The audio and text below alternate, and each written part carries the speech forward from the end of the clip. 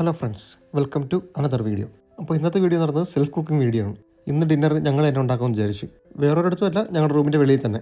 ഇവിടെയാണ് ഞങ്ങൾ ബാർബിക്യൂ ഒക്കെ ഇടയ്ക്ക് സെറ്റ് ചെയ്യുന്നത്. പക്ഷേ ഇന്നുണ്ടാക്കുന്നത് ബാർബിക്യൂ അല്ല, ഒരു ജോർദാൻ ഡിഷാണ്.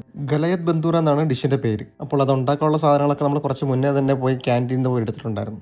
ആദ്യം ചാർക്കോൾ എത്തിക്കുക, അതാണ് ഏറ്റവും വലിയൊരു ചടങ്ങ്. അങ്ങനെ ചാർക്കോളെ കൊണ്ടുവന്നു.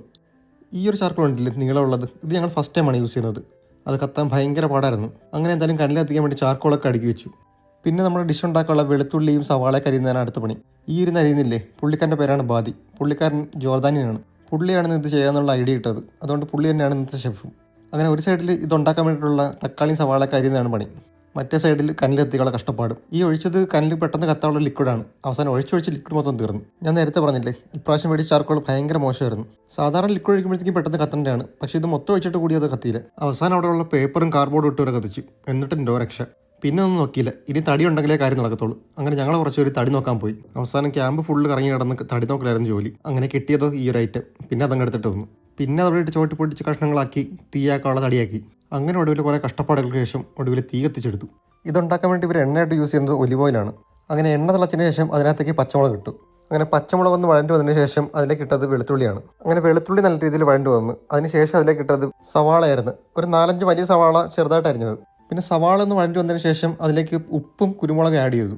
വേറൊരു മസാല ഇതിനകത്ത് ആഡ് ചെയ്തിട്ടില്ല, ആകെയുള്ളത് ഉപ്പും കുരുമുളക് പൊടി മാത്രം.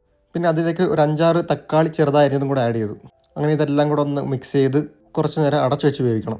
അങ്ങനെ കുറച്ച് നേരം കഴിഞ്ഞപ്പോഴത്തേക്ക് നമ്മുടെ കറി ഈ ഒരു പരുവത്തിലായിട്ടുണ്ട്. ഇതിൻ്റെ സൈഡിലായിട്ട് മുട്ടയും കൂടെ ഉണ്ട് കേട്ടോ, മുട്ട ചിക്കി വറുത്തതാണ്. അങ്ങനെ ഫൈനലി നമ്മുടെ ഗലയത് ബന്ദൂറ ജോർദാനിയൻ ഡിഷ് റെഡി ആയിട്ടുണ്ട്. സംഭവം വേറൊന്നുമല്ല, നമ്മുടെ തക്കാളിക്കറി ഇല്ലേ, അതിൻ്റെ ഒരു ജോർദാൻ വെർഷൻ. നമ്മൾ തക്കാളിക്കറി ഉണ്ടാക്കുമ്പോൾ അതിൽ കുറച്ച് മുളക് പൊടിയും മഞ്ഞപ്പൊടിയൊക്കെ ആഡ് ചെയ്യുന്നു. ഇവർ അതിനകത്ത് മസാലകളൊന്നും ഇടുന്നില്ല, അത്രേ ഉള്ളൂ വ്യത്യാസം. പക്ഷേ വേറൊരു കാര്യമുണ്ട് കേട്ടോ, മസാല ഒന്നും ഇട്ടില്ലെങ്കിലും ടേസ്റ്റിന് അതൊരു കുറവില്ല.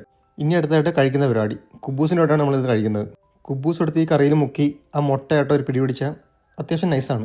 പിന്നെ എല്ലാവരും സെപ്പറേറ്റ് പാത്രത്തിൽ വിളമ്പിയൊന്നുമില്ല കഴിച്ചത്, എല്ലാവരും ഒറ്റ പാത്രത്തിലാണ് കഴിച്ചുകൊണ്ടിരുന്നത്. കറി എല്ലാം കൂടെ ഒറ്റ പാത്രത്തിലാക്കി മുട്ട ചിക്കിയത് പാനിൽ തന്നെ വെച്ച് ചൂടോടെ കഴിച്ചുകൊണ്ട് ടേസ്റ്റ് ഇത്തിരി കൂടുതലായിരുന്നു. ഈ വീഡിയോ കണ്ടാൽ മനസ്സിലാവും, നല്ല ആവി പറക്കുന്നുണ്ടായിരുന്നു കറിയിൽ നിന്ന്. ഇതൊക്കെയാണ് നമ്മുടെ ടീം. ഇന്ന് കുറച്ച് പേരുണ്ടായിരുന്നുള്ളൂ. അങ്ങനെ ഫുഡൊക്കെ കഴിച്ച് ഞങ്ങൾ കുറച്ച് നേരമായിട്ട് സംസാരിച്ച് അതിന് ശേഷമാണ് ഞങ്ങൾ റൂമിലേക്ക് പോയത്.